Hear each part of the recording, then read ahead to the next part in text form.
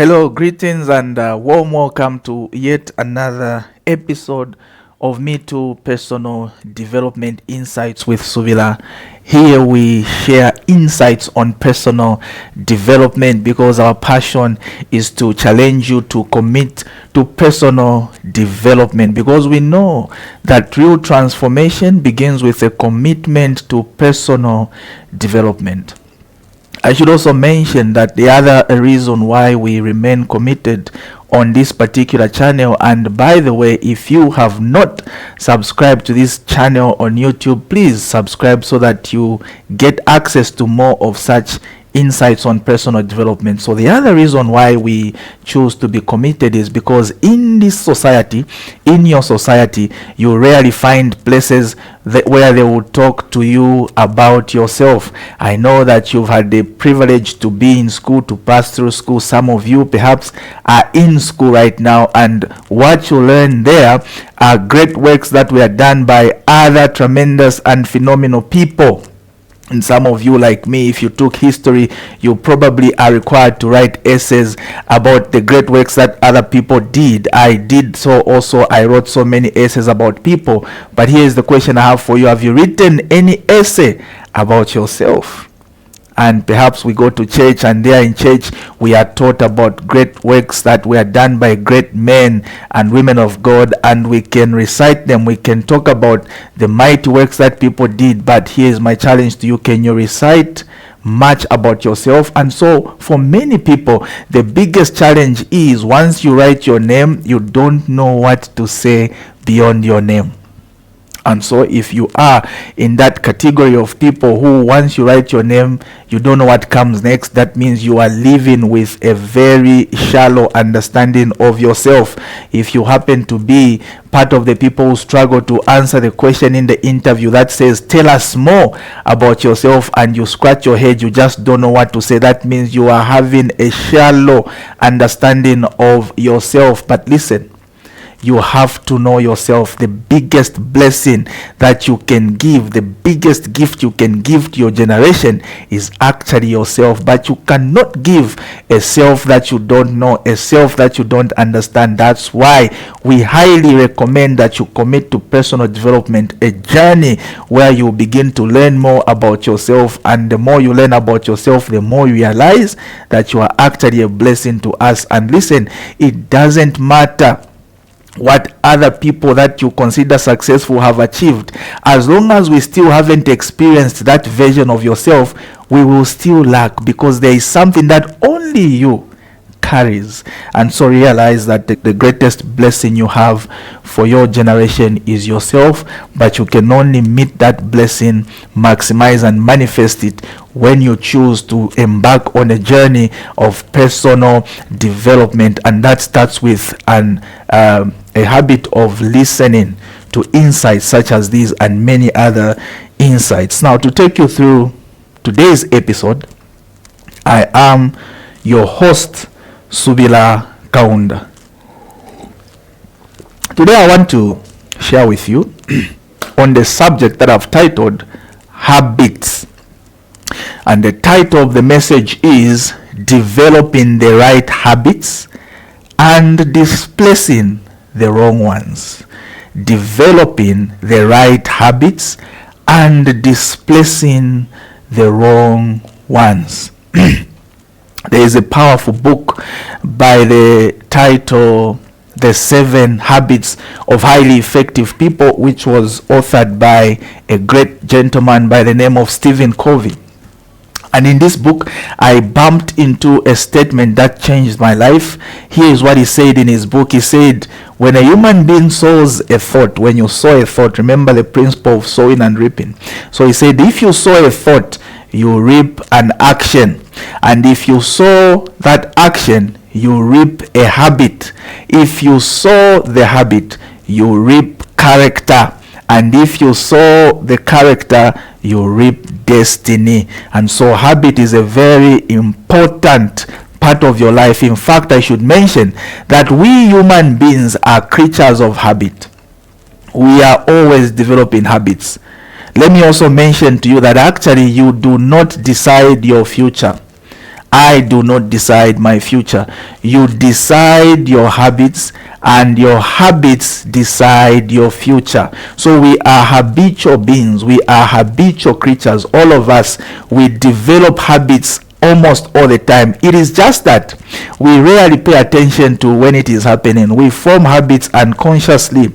And so the main difference between people who go on to be successful and highly successful and those who do not is in the habits that they formed. Successful people are in the habit of forming growth oriented habits. Those are the kind of habits they form, but they are the majority of the people in life form habits of comfort, habits that take them backwards. And so it's important that in this episode you learn how a habit is formed, and when you learn, it shouldn't end there. Go and apply the knowledge in now forming the right habits, because here's the good news: when you develop the right habits, they automatically begin to displace the wrong ones. So what's a habit? Allow me to borrow a definition again, powerful definition from his book, The 7 Habits of Highly Effective People. I love how Stephen Covey brings out the definition of a habit in this book.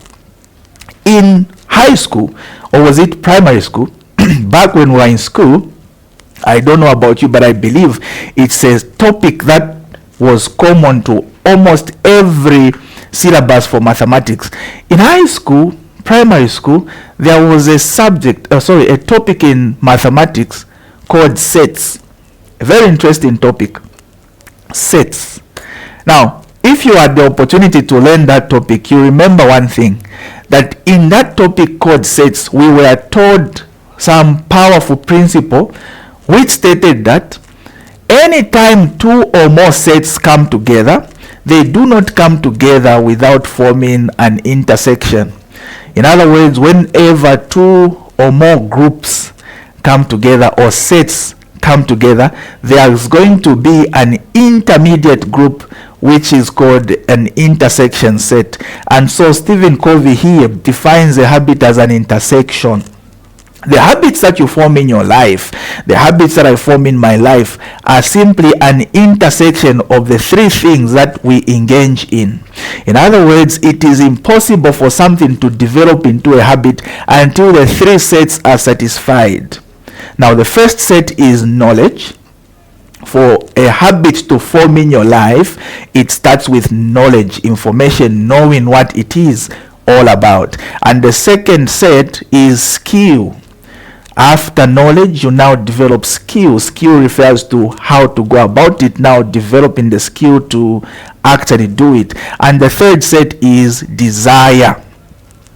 Desire. In other words, for something to become a habit in your life, these 3 things must be present. You must be knowledgeable about what that thing is. You must have the skill, that means how it is done, and you must possess the desire, which is the drive or the motivation to do it. So let's go into it. Today, there are people who are struggling with addictions. Addictions that they are not proud of. Those are habits that have formed. Today, we have people, for example, we have people who are addicted to gambling. And so you have formed a habit of gambling. But you were not born like that. Somebody today is addicted to gambling. They have formed the habit of gambling, but they were not born like that. Now, somewhere along their journey of life, they heard about gambling. They received information. It could have been from friends or wherever, or it could have been an advert, but you heard about it. It started with you gathering information about what it is. This is what gambling is. Here is how it is done. So the first set to be satisfied, for something to form a habit in your life, is the knowledge stage. First set is the knowledge set. You have to get knowledge, information. So somebody passed on information to you that there is such a thing called gambling, and this is what it does. It is changing people's lives, and you are getting information just like that. You are not born addicted to it, but you got addicted to it along the way. And I want to explain the process it took for you to develop this habit of gambling. So you first heard about it. Information was the first thing to reach you. But you see, when you are just knowledgeable about something, it doesn't necessarily become a habit. It's like driving. Those of you who had the opportunity to attend driving school and you went for the driving school you enrolled, you agree with me that the first class you had was a theory class where you sat in a classroom and they told you about a motor vehicle, the part it has, the rules to observe on the road, and how to drive. It started with theory. You probably even wrote in your book that this is how you drive a car. But just having the knowledge about how to drive a car did not make you a driver. The first time you stepped into the car, you made the vehicle stop. The engine. You couldn't just drive as smoothly as other people drive the first time you tried. Why? Because even though you had the information, you still lacked the skill. So that's the way it is. You gathered information about what gambling is, but you still didn't have the skill. So the next set to be fulfilled is the skill set. Once you have information about what something is, in this case we are talking of gambling, or another example I gave, which is driving, the knowledge now requires you to go and act upon it. Now the process of acting upon the information you've collected is what we call skills development. You now begin to try out what gambling is, and you try out the information you are getting. You try this, you win some, you lose some. If it's the car issue, you try. After learning how to drive a car, you went and then you held the steering, you started the engine, you started trying. As you started acting on the information you got about driving a car, you are now developing the skill. Sometimes you make the car go off just in the middle of the road, but all that part was part of you forming the skill until you reached a level where you became perfect at it, that you could even drive Wallace Chown phone. You could drive Wallace Chown in a conversation with another people. It somehow became unconscious. Now it's automatic. That's the way it is. And some of you were talking of addiction like gambling. You started trying it out, and then sometimes you won, sometimes you didn't win, but as you kept trying it, you are developing the skill. Now I want you to know that just because you have knowledge about something and you have developed a skill, again, it doesn't qualify to become a habit in your life, because there's the third set that is missing, which is the motivation or the desire or the drive. But as you continued to try it out, as you continued to perfect the skill, you try it today and again and again and again. Listen, it reached a stage where when you don't do it, you don't feel good. At that stage, it has now developed into a desire. So the third set now kicks in, which is desire. Now, when the three sets are in place, you are knowledgeable about what something is. We are knowledgeable about what gambling is. The second thing is you begin to try it out. You are now developing the skill of how gambling is done. And as you do it and do it and do it and do it, it now takes you to a stage where the desire develops. So now the third set, which is desire, once these three are in place, it now becomes a habit. And habits are difficult to break. You see, today there are people who have bad habits that they themselves are not proud of. Sometimes they do things that even make them cry, and they've made commitments to say, I'll never do this again. This is the last time I'm doing it. I'll never go back. I don't even know why and how I started this, but this is my last time. And guess what? A few hours later, a few days later, the desire draws you back. The urge invites you back. Despite making a declaration with your own mouth that you'll never go back, the desire invites you back after some time. And after you do it again, you regret and you feel bad. Why? It has now become a habit, and just declaring that you've stopped is not enough, because the urge or the desire keeps inviting you back. But you are not born like that. How did this thing form? This is the simple strategy that I'm trying to explain to you of how something becomes a habit in your life and in my life. We form habits unconsciously. Oftentimes we don't realize how it happens. It just happens. And so I'm trying to break down to you what really goes on. It starts with you gathering information about what that is. Once you gather information, now you begin to develop the skill by trying out. You try out by acting on the information that you gathered. That is skills development. And as you do it continuously, it leads to a place where you now develop the edge or the drive. So once knowledge is in, skill and desire, it now becomes a habit. So a habit is simply an intersection of knowledge, skill, and desire. So if you are perhaps one of those who are in the habit of doing things that you are not proud of and you would like to break that habit, please learn this knowledge and apply it in developing the right habits, because habits are hard to break. The best way to deal with habits is simply to just displace them, but you displace them by developing the right habits. All right, so in today's episode, I would like to even tell you about a simple exercise that you must perform. For your own sake, you are going to get a piece of paper and a pen, and I want you to do this exercise in your own time. If at all you have developed habits that you are not proud of, or you have a desire to develop habits, you are desiring certain habits to develop, here is the exercise I would like you to carry out. So when you get a piece of paper, I want you to draw a table on that paper, and then draw a line that will split the table into two sides. So there will be the left side of your table and the right side of your table. And I want you to be alone and just be honest with yourself. As you face your table, you check on the left side of your table. I want you to list on the left side of your table, list every habit that you are aware of about yourself that you are not proud of. Anything that you believe has turned into a habit that you are not proud of. Some of it may be a secret. It is something that weighs you down. You know that if you could give up that habit, your life will change. That is what I would like you to list on the left side of your table. Don't just list one. List as many as you can identify in your own life. Just be open, be free, and be honest with yourself, and identify those negative habits. They have already formed. You cannot help it. They have already formed. They are things you're not proud of, but they still happen. You still are drawn back to them.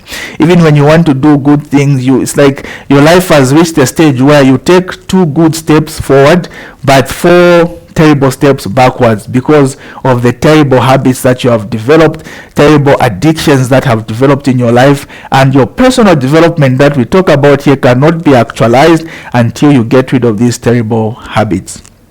So you're going to list them on the left side of your table. Whatever it is that you would like to stop that has become a habit, list as many as you can identify in your own life on the left side of your table. And once you do that, the right side of your table, you are going to write the habits that you envy, the habits that you desire to develop, the things that you would love to be doing but are hard to do. Because all of us, you'll be shocked. There are things we know are right, and you know that if you did them, your life will change, but you don't do them. Because the negative habits have taken a bigger chunk of your life. They invite you more than the positive ones. So the ones that you just see from a distance and you wished you were doing them. There are some of you, maybe you want to start studying seriously. You want to turn studying into a habit. Write it. There are some of you, maybe you want to develop the habit of praying. You admire people who pray, and you even know that even you in your own life, if you became a prayer warrior, your life would not be the same. The life around your family will not be the same, but it's hard for you. Write it also. Studying, praying. List those positive habits that you envy, that you desire. List them on the right side of your table. It could be meditation. It could be whatever it is that you admire, that is hard for you to fulfill in your own life. Write it as a habit that you wish to develop, so it's going to be on the right side of your table. Now, let me say this. There are things in this life that are hard. They are so strong that it's hard to deal with them, and it's hard to break them. It's like diamond. Did you know that diamond comes from ordinary material like carbon? But because of the process that diamond goes through deep under the earth, the temperatures, the pressures, for a prolonged period of time, it becomes diamond. Diamond is so hard. In fact, they say it's so hard to break diamond, it takes another diamond to deal with a diamond. It's hard to find material that can cut diamond except another diamond. That's how some things are so difficult to deal with. This also includes ideas. Ideas are so hard to deal with. By the way, it has been proven, history has proven to us, that an idea cannot be dealt with by any other physical means. If you try to use a bullet and shoot down an idea, history has proven to us that it ends up multiplying. That's why killing Jesus, who had already spread his idea, it was too late. Killing Saddam Hussein was not necessarily a solution. So anytime somebody has an idea, because ideas are not physical, they are spiritual. But once an idea has been shared, it's hard to deal with it physically. My point is, ideas are so difficult to deal with, it takes another idea to displace a wrong idea, not any other thing. But that also includes habits. Habits, you can prove me right with your own life. The things that you are addicted to, the habits that you formed, you've seen how hard it is to break them. Even if you cry about it, you're not happy with it, you would wish to change, it still invites you back. You are not proud of those places you visit, but the urge still just invites you back. You are not proud of those actions you engage in, but the urge still invites you back. It's become a habit. I want you to know that habits are hard to break, but here is the good news. The best way to deal with habits is to displace them. So just form the right habit. Habits are so hard to break that it takes a good habit to just displace and deal with a wrong one. And that's why I wanted to share with you this information of what it takes for a habit to develop, so that you apply it on those habits that you've listed on the right side of your table, and then focus more on that. Eventually you'll be shocked that all the negative habits would have been eliminated and would have been dealt with. Not too long ago, I was interacting with a colleague of mine who was sharing with me that he has quit the habit of beer drinking. And I discovered something about him. He was telling me that he used to drink with his friends starting Friday especially, and as they go into weekend. And today, when you sit with him, like I sat with him last time, I discovered that every Friday he's now fasting. So Friday for him every week is a day of prayer and fasting. And I asked him, why would you pick on Friday to do your prayer and fasting? And then he says, because Friday for me is a reminder of what I used to do. Friday was a day that kickstarted our drinking habits, and so I have quit drinking. It's been years, and up to today, Friday now is I've developed a new habit. I do prayer and fasting, and it has helped me displace the wrong one. So you can only deal with a habit by developing the right one that will come and displace the ones that you're not proud of. So the habits that you list on the right side of your table, if you commit to them, eventually they will displace all the negative habits that you are not proud of. Now, let me close this episode by telling you and encouraging you that it's not enough to know the principles of success. They have to become a habit. It is not enough to have or to know what it takes for someone to be successful. You must make them a habit. Because if all you know about the principles of success is the same principles you know, then you'll be doing them once in a while and you'll be quitting. So you must make sure that you take all the principles you know about succeeding and turn them into a habit. Until they become a habit, you will keep quitting. Until they become a habit, you will find that they will not do so much for you. So successful people have turned the principles of success into a habit. For Jesus, prayer was a habit. The Bible says that every morning, a great while before dawn, he woke up and went to pray. It became a habit in his own life. In other words, until it becomes a habit, you will not see the results of it. So I end this session by encouraging you to perform that exercise and make sure that when you get information about the habit you wish to develop, start trying it out. Keep trying it until when you don't do it, you feel bad. That's how a habit develops. And the good news is anything can become a habit, good or bad. It takes commitment to what we have shared. Thank you so much for following this episode. I'll see you next time, even as we continue on our journey to personal development. God bless you. Shalom, shalom.